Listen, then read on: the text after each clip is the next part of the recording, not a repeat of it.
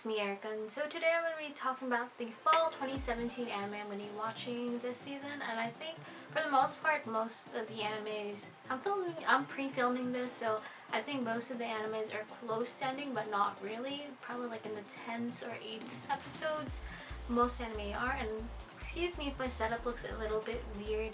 I'm trying a new lighting system because I got this really fancy kind of desk light at Costco, and it does wonders, so I wanted to see how it was.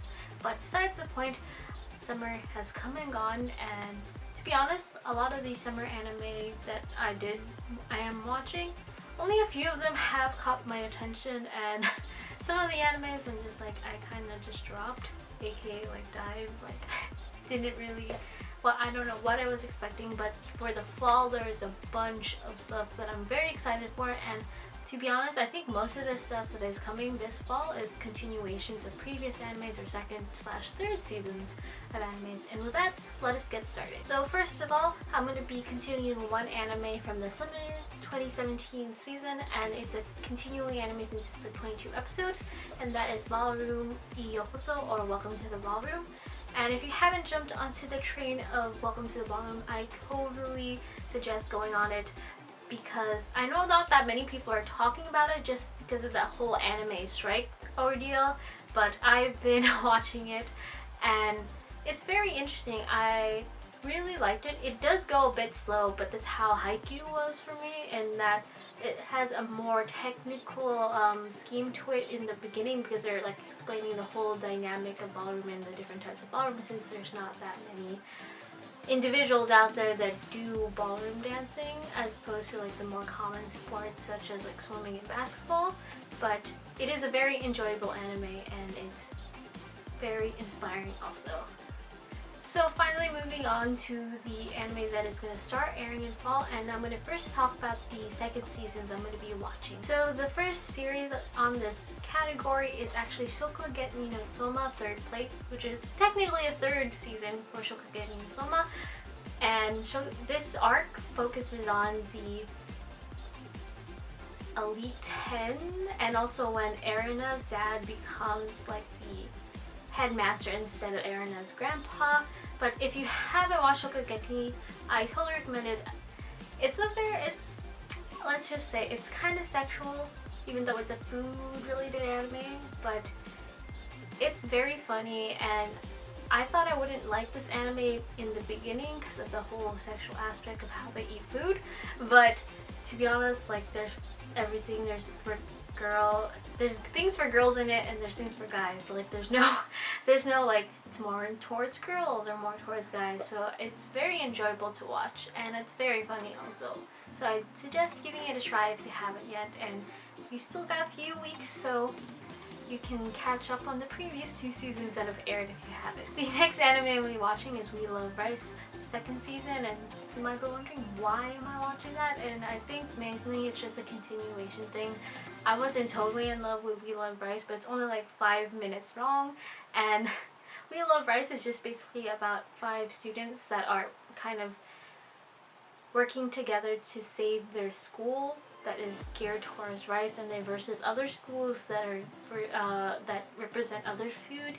Like the previous season they were focused on rice versus bread, and this season they're doing like rice versus ramen. So it's interesting, and if you're not really into that, it's not a loss. It's only like 5 minutes long, and I think mostly for me it's just a continuation thing. The next anime I'm going to be watching is Himoto no Umare-chan R, which is the second season for Himoto no Umare-chan, which talks about a girl who's very popular in school, but once she gets home she kind of changes into this lazy person that's really into anime and games. She lives with her older brother, who kind of provides everything for her, and no one knows this double persona except her brother and a couple of people, but most of them don't know about it.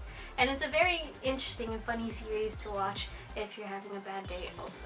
The last second season I'm going to be watching is 3 Gatsu no Lions Season 2, and I would totally recommend this anime because it's a more like coming of age story also if you haven't watched the first season, and it deals with a boy who is like a professional shogi player while he's in high school, but the thing is that he's still in high school, so he still deals with a lot of high school related things like passing exams, making friends, and since he's a professional shogi player, he doesn't really have the chance to normally do that, along with family members that he has are very supportive of him. He's kind of just alone by himself, except for the friends he does make that are not actually from his school, but are actually like his neighbor-ish kind of thing. So moving on to the category of comedy. So for the first anime, I don't even think it is a comedy, to be honest. I just said so on my anime list, but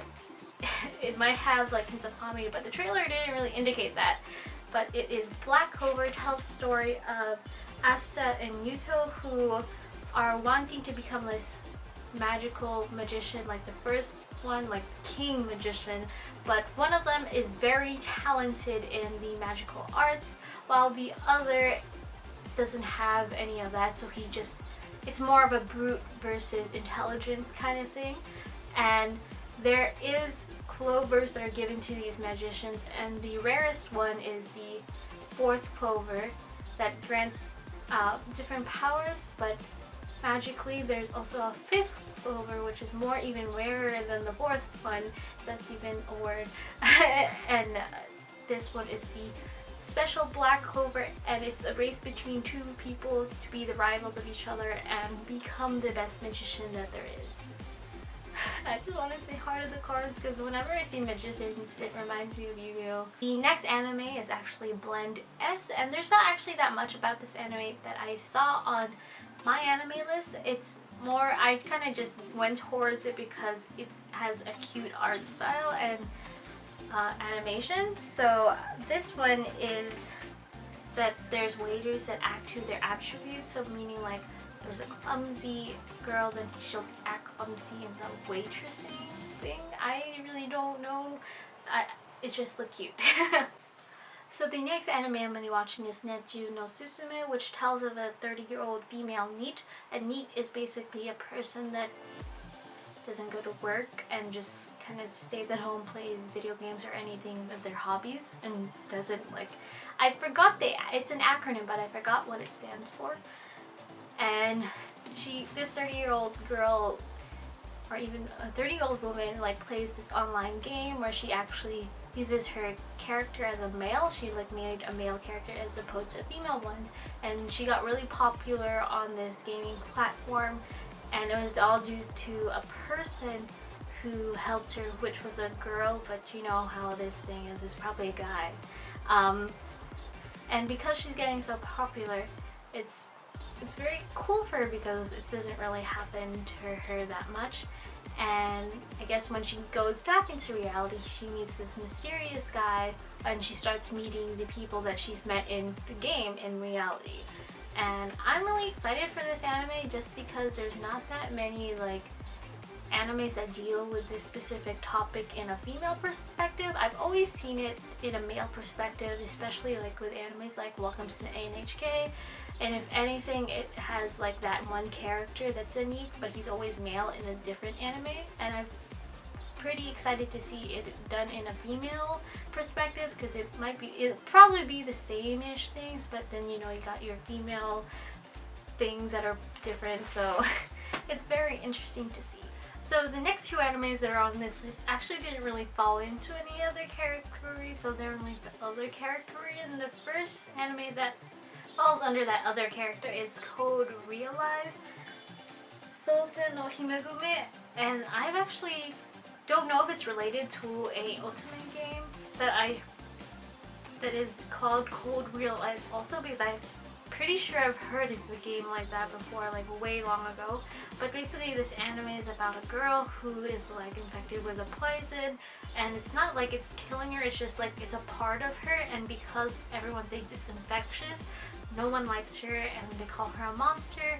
But of course a boy sweeps her off her feet and then says what her whole ordeal is and kind of explains to her like why she is the way she is, and she finds more about herself. And I'm pretty sure that there's romance along the way with this girl and this guy. So the last anime that I'm going to be watching is Dynamic Chord, and Dynamic Chord is basically just a music anime following 7 groups under the label of Dynamic Chord. So this is basically almost like Tsukiyuta and Marginal Number 4 and the more recent music animes that have been released. I think it's more in line with the project also. But anyways, if I don't like it, then I'll probably drop it. I just really like watching musical animes because some of the songs are really catchy. And I guess I'm just filling the void with, because Utsuno no Prince-sama was just so good and nothing yet has compared to that. At least not yet, at least. And with that is all the anime I'm going to be watching for the fall 2017 season. And if there's any anime you want me to watch, go ahead and leave it in the comment box below. And if you're interested in any of the animes that I have watched and you would just want to talk about that in general, go ahead and also look into my anime list, which is always in the description of my videos. And with that, thank you guys so much for watching and see you next time. Bye!